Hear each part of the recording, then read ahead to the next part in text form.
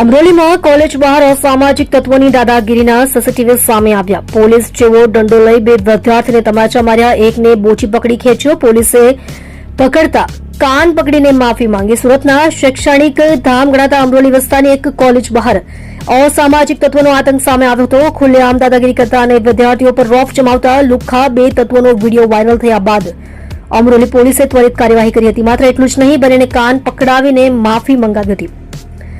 પ્રાપ્ત વિગતો અનુસાર અમરોલી કોલેજ બહાર વિદ્યાર્થીઓ શાંતિથી ઉભા હતા. તે સમયે એક બાઇક પર બે યુવકો ધસી આવ્યા હતા. આ અસામાજિક તત્વો પૈકી એકના હાથમાં પોલીસ જેવો દેખાતો દંડો હતો. કંઈ પણ સમજ્યા કે વિચાર્યા વિના આ શખ્સોએ કોલેજ બહાર બેસેલા વિદ્યાર્થીઓ પર દાદાગીરી શરૂ કરી દીધી હતી. બે વિદ્યાર્થીઓને તમાચા મારી દીધા. હાથમાં દંડો લઈને આવેલા યુવકે ત્યાં ઉભેલા બે નિર્દોષ વિદ્યાર્થીઓને તમાચા મારી દીધા હતા.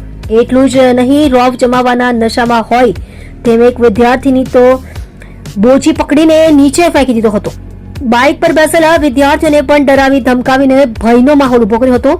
સીસીટીવી ફૂટેજે પોલ ખોલી દાદાગીરી નહીં, સમગ્ર ઘટના કોલેજની બહાર લાગેલા સીસીટીવી કેમેરામાં કેદ થઈ ગઈ હતી. ફૂટેજમાં સ્પષ્ટ જોઈ શકાય છે કે કેવી રીતે કોઈ પણ વાંક ગુના વગર વિદ્યાર્થીઓને માર મારી ધમકાવવામાં આવી રહ્યા હતા. સીસીટીવી ફૂટેજ ગણતરીના સમયમાં સોશિયલ મીડિયા પર વાયરલ થતા લોકોમાં અને વિદ્યાર્થી આલમમાં ભારે રોષ જોવા મળ્યો હતો.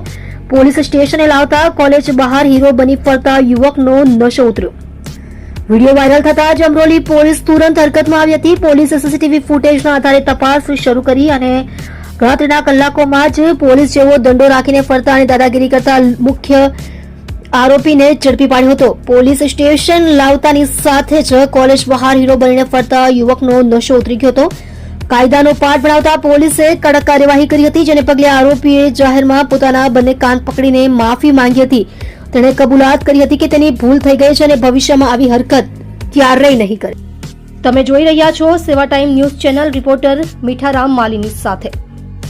આજના રોજ જે વિડીયો સોશિયલ મીડિયામાં વાયરલ થયેલો અમરોલી કોલેજનો, ત્યાં અમરોલી કોલેજનો ત્યાં હું મારી સ્પ્લેન્ડર બાઇક લઈને ગયેલો.